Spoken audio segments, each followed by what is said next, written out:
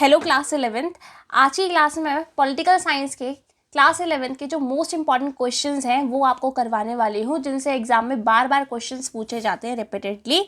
और ये सिर्फ मैंने आपको क्वेश्चंस प्रोवाइड नहीं कराए हैं, इसके साथ साथ आंसर्स भी प्रोवाइड कराए हैं, वो भी बिल्कुल सिंपल लैंग्वेज में, ताकि एग्जाम में आपको ये क्वेश्चन के साथ आंसर भी इसका याद रहे। इसकी एक्सप्लेनेशन भी मैं आपको साथ साथ बताती हुई चलूँगी वीडियो में, ताकि आपके मन में कोई भी कन्फ्यूजन ना रहे। अगर फिर भी ऐसा रहता है कुछ कि कोई कन्फ्यूजन है किसी क्वेश्चन में, तो आप मुझे कमेंट सेक्शन में कमेंट करके पूछ सकते हैं।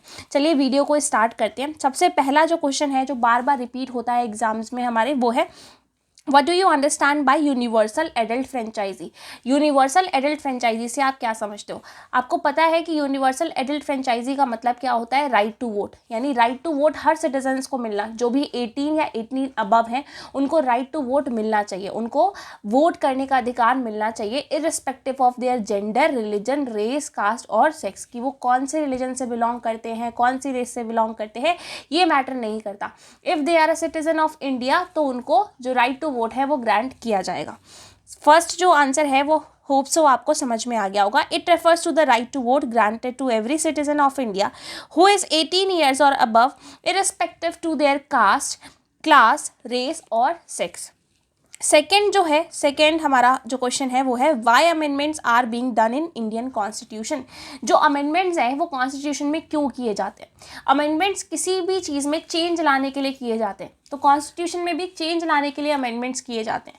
तो क्या अमेंडमेंट्स को करना सही है?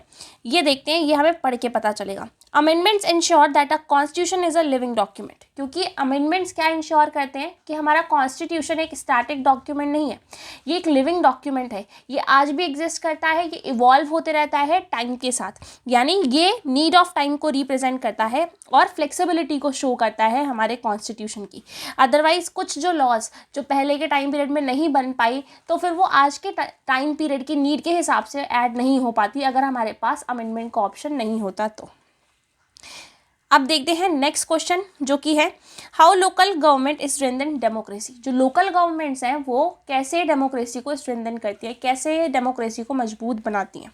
It is the government which understands the day to day problem of that area. देखो बहुत सिंपल सी बात है, एक बहुत सिंपल सा एक एग्जांपल लेते हैं कि हमारे एरिया में मान लो कि ड्रेन्स जो हैं, जो नालियाँ हैं वो ब्लॉक हो रही हैं, या फिर इलेक्ट्रिसिटी प्रॉपर तरीके से नहीं आ रही है, या फिर जो रोड है वो प्रॉपर तरीके से कंस्ट्रक्ट नहीं हो रखी है।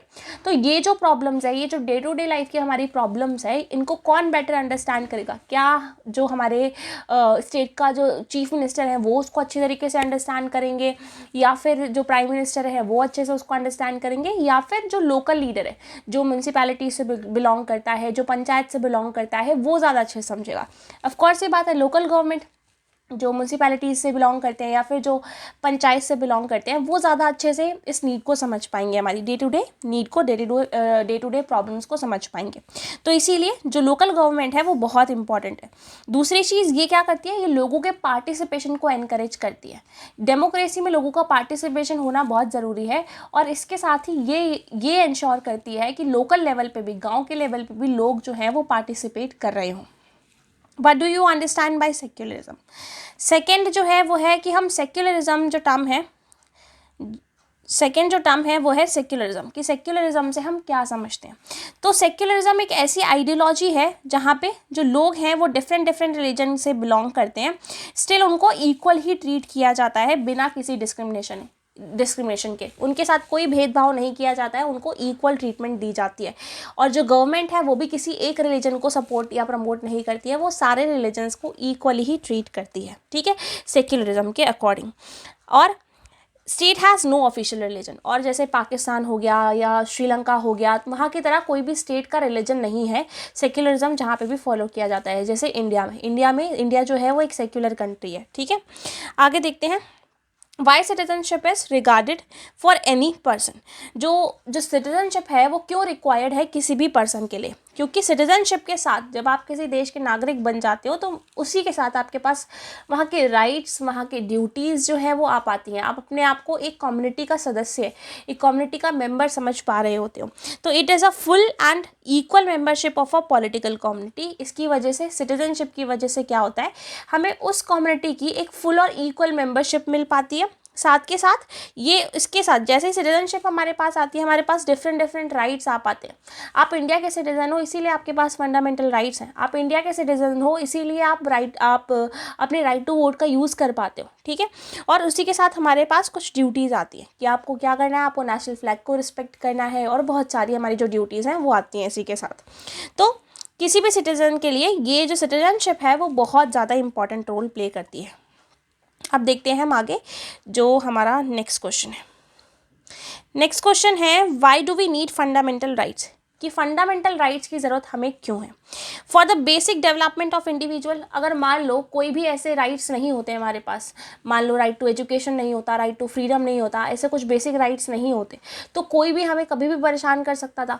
कोई भी हमारी फ्रीडम के बारे में समझता ही नहीं है ना, कोई भी इस कॉन्सेप्ट के बारे में बात ही नहीं करता, कोई भी ये सोचता ही नहीं कि एजुकेशन कितनी ज़्यादा ज़रूरी है, ठीक है।